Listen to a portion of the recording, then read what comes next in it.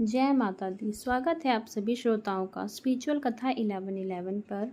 आज हम सुनेंगे नवरात्रि के पहले दिन की व्रत कथा, माँ शैलपुत्री की पावन कथा। माँ शैलपुत्री को पर्वतराज हिमालय की पुत्री भी कहा गया है और नवरात्रि की पूजा का शुभ आरंभ इन्हीं की आराधना से होता है। आइए इस पावन कथा के माध्यम से माता की महिमा का गुणगान करें। आज 22 सितंबर 2025 सोमवार अश्विन माह के शुक्ल पक्ष की प्रतिपदा तिथि है। वंदे वांछित लाभाय चंद्रार्थ कृत शेखराम वृषारूढ़ान शूल धराम शैलपुत्री यशस्विनीम। माता दुर्गा के पहले स्वरूप को शैलपुत्री के नाम से जाना जाता है। पर्वतराज हिमालय के यहाँ पुत्री के रूप में उत्पन्न होने के कारण इनका नाम शैलपुत्री है। वृषभ पर विराजमान इन माता जी के दाहिने हाथ में त्रिशूल और बाएं हाथ में कमल का फूल सुशोभित है। यही नव दुर्गाओं में प्रथम दुर्गा है। अपने पूर्व जन्म में इन्होंने प्रजापति दक्ष की कन्या के रूप में जन्म लिया था, तब इनका नाम सती था।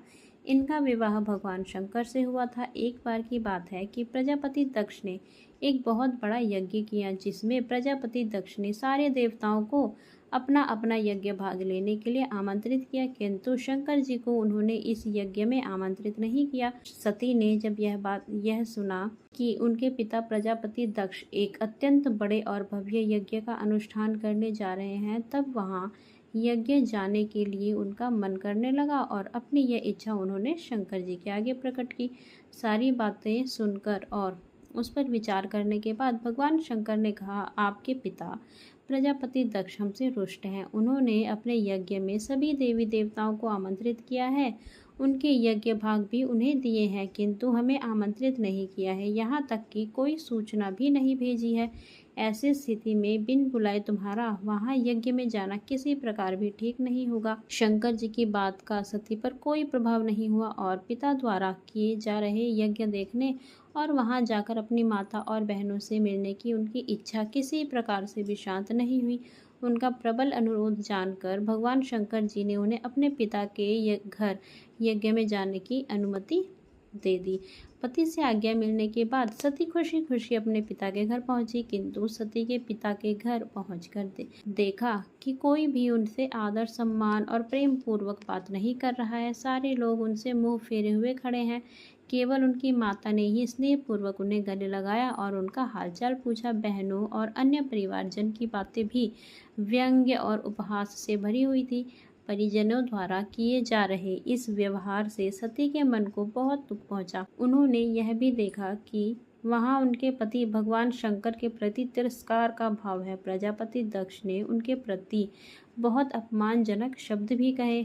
यह सब देखकर सती का हृदय ग्लानि, क्षोभ और क्रोध से भर गया। उन्होंने सोचा, अपने पति की बात न सुनकर मुझसे बहुत बड़ी भूल हो गई है। भगवान शंकर ने मुझे यहाँ न आने के लिए बहुत समझाया, परंतु मैंने उनकी एक भी बात न मानी और यहाँ आकर मैंने बहुत बड़ी गलती कर दी। अब अपने पति भगवान शंकर का तिरस्कार और इस अपमान को सह न सकी और उन्होंने अपने उस शरीर को उसी क्षण में ही अग्नि में जलाकर भस्म कर दिया। इस दुखद घटना को सुनकर शंकर जी को बहुत क्रोध आया और उन्होंने अपने गणों को राजा दक्ष के यहाँ भेजा और दक्ष द्वारा किए जा रहे यज्ञ को संपूर्ण रूप से विध्वंस करा दिया। सती ने अग्नि में अपने शरीर को जलाकर भस्म कर दिया था। उसके बाद अगले जन्म में उन्होंने शैलराज हिमालय की पुत्री के रूप में जन्म लिया। इस जन्म में वह शैलपुत्री नाम से प्रसिद्ध हुई। हेमवती और पार्वती भी इन्हीं के नाम है। उपनिषद में लिखी एक कथा के अनुसार इन्होंने हेमवती रूप से देवताओं का गर्व का भी भंजन किया था। देवी शैलपुत्री का विवाह भी भगवान शंकर से ही हुआ। पूर्वजन्म की ही तरह है वह इस जन्म में भी वह भगवान शंकर की ही पत्नी बनी। नव दुर्गाओं में प्रथम शैलपुत्री दुर्गा का महत्व और शक्तियाँ अनंत है।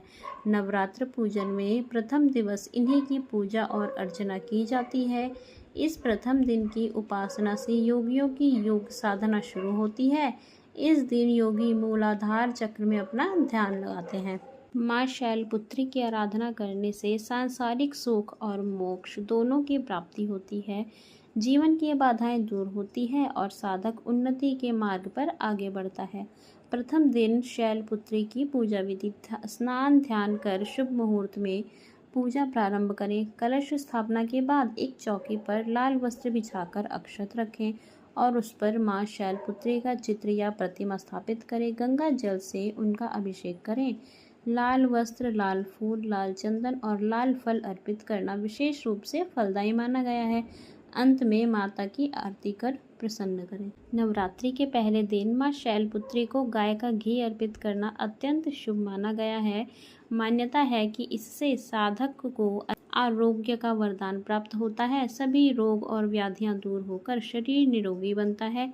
इसके साथ ही जीवन में दीर्घायु और ऊर्जा का संचार होता है। तो श्रोताओं, आप सुन रहे थे माँ शैलपुत्री व्रत कथा और पूजा विधि हमारे चैनल स्पिरिचुअल कथा 1111 पर। अगर आपको यह कथा अच्छी लगी हो तो वीडियो को लाइक करें, शेयर करें और चैनल को सब्सक्राइब करना ना भूलें। माता शैलपुत्री की कृपा से आपके जीवन में सुख, शांति और समृद्धि बनी रहे। जय माता दी।